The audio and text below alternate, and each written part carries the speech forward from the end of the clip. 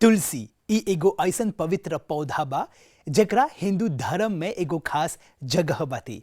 धार्मिक महत्व के संगे संगे तुलसी पौधा के आर कई गो महत्व बाती। सब कोई के नमस्ते और प्रणाम। ज्ञान विज्ञान कार्यक्रम में आप सब लोगन के शानदार स्वागत बाती। जी हाँ, आज हमनी बात करब जा तुलसी पौधा के महत्व के बारे में। घर के अंगना में काहे तुलसी के पौधा लगावे के चाही, ई पौधा काहे शुभ मानल जाला, काहे उनकर पूजन और सींचन रोज के रोज होवेला, एगो व्यक्ति के जीव खातिर तुलसी के कौन कौन बेनिफिट्स बाते और कैंसर जैसन बीमारी के इलाज में तुलसी पौधा के कौन भूमिका बाते, आज यही पवित्र पौधा के बारे में हमनी बात करब जा। वास्तुशास्त्र के अनुसार जीवन में सकारात्मकता मानी पॉजिटिव वाइब्स बढ़ावे खातिर अपन घरे के अंगना पर तुलसी के एगो पौधा लगावे के चाही। काहे कि तुलसी पौधा के भीरी से गुजरे होला हवा हमनी के जीव खातिर बहुते अच्छा रहेला। एगो साइंटिफिक रिसर्च माने वैज्ञानिक खोज के अनुसार ई साबित होल बाती। पॉजिटिव एनर्जी के तरंग हमेशा पूरब से पश्चिम देने से और उत्तर से दक्षिण देने से आवेला। यही खातिर पूर्व और उत्तर दिशा में तुलसी के पौधा लगावे के चाही। अपन अंगना पर तुलसी लगावे के एगो आर बड़का लाभ ई है कि आसपास के अशुद्ध हवा हौजा से निकल जाला और वास्तु दोष भी हौजा से समाप्त हो जाला। मॉरिशस में भी हिंदू परिवार के अंगना में एगो महावीर स्वामी के चबूतरा त बाते, बकिर ओकर भीरी तुलसी के एगो पौधा भी लगावल जाला। घर के अंगना में एगो तुलसी पौधा रखे के काहे शुभ मानल जाला। हिंदू धर्म के अनुसार तुलसी एगो पवित्र पौधा मानल जाला जे बहुते शुभ रहेला। तुलसी पौधा के भगवती मां लक्ष्मी के रूप में दिखल जाला, बकिर सूर्य के भगवान विष्णु के एगो रूप भी मानल जाला। हिंदू धार्मिक अनुष्ठान में तुलसी के पौधा या ओकर पत्ता के प्रयोग करल जाला। तुलसी पौधा इतना शुभ और पवित्र बाते कि न खाली पूजा के विधि विधान में प्रयोग करल जाला, बकिर अंतिम संस्कार विधि में भी तुलसी के पत्ता चाहेला इस्तेमाल करे के। तुलसी के सम्मान करे के मतलब है दूसर देवी देवता के सम्मान करे के। यही खातिर उनकर सम्मान करे के घर के अंगना पर तुलसी के एगो पौधा लगावल जाला।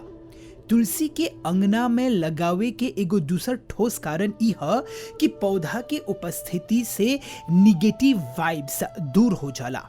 हिंदू पौराणिक कथा के अनुसार जब आप बहरा एगो तुलसी के पौधा लगावत हवा त आपके आसपास के वातावरण एकदम सकारात्मक हो जाला, माने कि पॉजिटिव हो जाला। एकर संगे संगे तुलसी वास्तुशास्त्र में एगो महत्वपूर्ण भूमिका निभावेला। हिंदू धर्म के अनुसार तुलसी के पत्ता बहुत ही शुभ मानल जाला।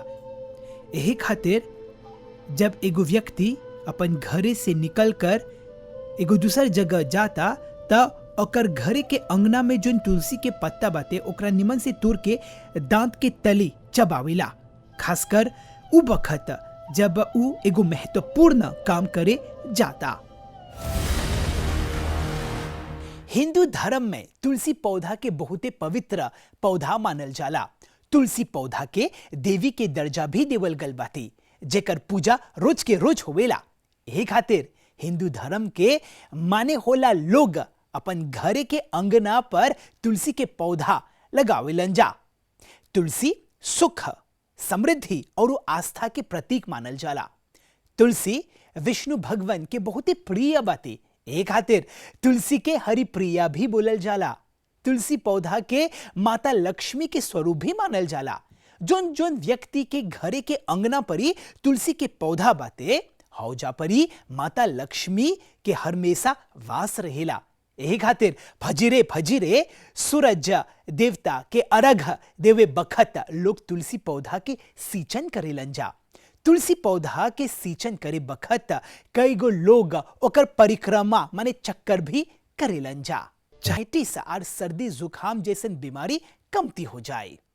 तुलसी के किडनी पर एगो अच्छा असर रहेला। जोन जोन व्यक्ति की किडनी से जुड़ल परेशानी होवेला त आयुर्वेद में ई बतावल गल बाटे कि ऐसन व्यक्ति के तुलसी के पत्ता घरेलू उपचार खातिर कई गो सदी से तुलसी के पत्ता के प्रयोग करल जाला। तुलसी के चाय, ओकर रस या फिर कई गो तरीका से एकर इस्तेमाल होवेला। काहे कि तुलसी विटामिन्स और मिनरल्स के भंडार हवन। खासकर vitamin C, calcium, zinc, iron और क्लोरोफिल भी पावल जाला। एकर अलावा ओलेयानोलिक, ऑक्सैलिक और रोस्मारिनिक एसिड्स भी शामिल बाटे। अब हमनी ई जानब जा कि खाली पेट में तुलसी के पत्ता के खइला से कौन प्रकार के आंतरिक और बाहरी फायदा मिलेला। उपचार खातिर तुलसी के पत्ता के एगो खास और निमन जड़ी बूटी में मानल जाला। फजीरे फजीरे तुलसी के पत्ता के खइला से देह के इम्यूनिटी सिस्टम माने प्रतिरोधात्मक शक्ति बढ़ेला। तुलसी के पत्ता में एंटीऑक्सीडेंट व्याप बाती। यही खातिर इन्फेक्शन से लड़े के मनुष्य के देह के आर मजबूत करेला। अगर आपकी गोर फूल गल बाते तो तुलसी के पत्ता सकबजा चबावी। तनाव माने कि स्ट्रेस दूर करे खातिर तुलसी एगो निमन उपचार बाती। फजीरे फजीरे तुलसी के पत्ता के चबावे से अपन देह के ब्लड शुगर के नियंत्रित करे में मदद करेला। जोन जोन आदमी जाबित की मरीज हवन जा तो उ लोग के तुलसी के पत्ता के चबावे के चाहिए। काहे कि तुलसी के पत्ता शरीर के कार्बोहाइड्रेट और फैट के मेटाबॉलिज्म के सही करेला। एकर से देह में एनर्जी भी मिलेला। तुलसी के पत्ता में अर्जिनल, कोवाक्रॉल और कैरियोफिलिन भी मौजूद बाती। तब फेफड़ा में संक्रमण माने इन्फेक्शन के दूर करे में भी मदद करेला। देह के जितना जो जोन्स माने जोर बाते त हमनी के देह के जोर जब दुखेला तो तुलसी एगो बेहतर विकल्प बन जाला। काहे कि सूजन के कमती करे खातिर तुलसी में एंटीऑक्सीडेंट भी शामिल बाते। सबके जिंदगी में स्ट्रेस माने कि तनाव रहेला। हमनी के देह में पावल जाए होला स्ट्रेस हार्मोन कॉर्टिसोल के कमती करे में भी तुलसी के प्रमुख भूमिका बाटे। काहे कि कॉर्टिसोल के कम होवे से स्ट्रेस भी कमती हो जाला। इसे देह में एगो फ्रेशनेस माने कि ताजगी मिलेला और मूड भी अच्छा हो जाला। हमनी के शरीर के मेटाबॉलिज्म माने पाचन प्रणाली के भी तुलसी के मदद से आर जस्ती मजबूत हो जाला। एकर अलावा हमनी के जिगरा माने कि लीवर और ब्लैडर के डिटॉक्स करे में भी तुलसी मदद करेला। जब एगो आदमी के खोंकी लगता या फिर ओकर नाक बहता तो तुलसी एगो निमन उपचार बन जाला। तुलसी के चाय में एंटीसेप्टिक और एंटीबैक्टीरियल गुण भी समाहित बाटे। इसे खोंकी जैसन लक्षण भी दूर हो जाला। तो तुलसी से ढेर गो फायदा मिलेला। पुरनका जमाना में एगो बीमारी के इलाज खातिर जड़ी बूटी के प्रयोग करल जात हरल। इस सब जड़ी बूटी में तुलसी के पत्ता भी शामिल रहेला।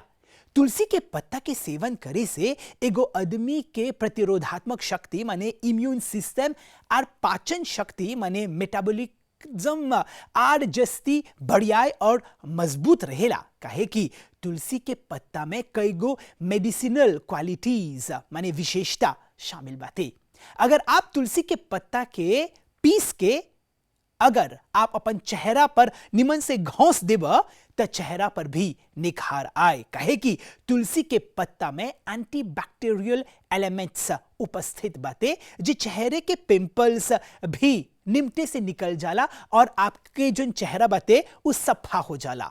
बेंगलोर के national centre of biological science में कैंसर बीमारी के इलाज करे खातिर एगो मेडिकल रिसर्च हुआ था।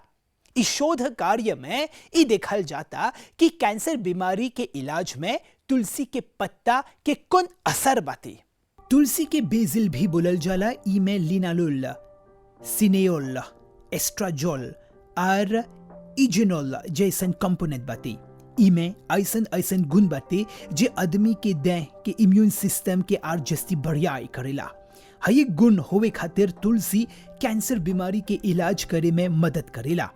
तुलसी के पत्ता एगो व्यक्ति के डीएनए के प्रोटीन्स लेवल भी बढ़ावेला। इसे उनकर प्रतिरोधात्मक शक्ति आर जस्ती मजबूत हो जाला। यही खातिर भारत के बेंगलोर शहर के national centre of biological science में कर्क रोग माने कि कैंसर बीमारी के इलाज करे खातिर हौजा परी एगो चिकित्सा रिसर्च होवता, जहां परी वैज्ञानिक लोग के बगल से ई देखल जाता कि ई इलाज में तुलसी के कौन प्रभाव सकी होई।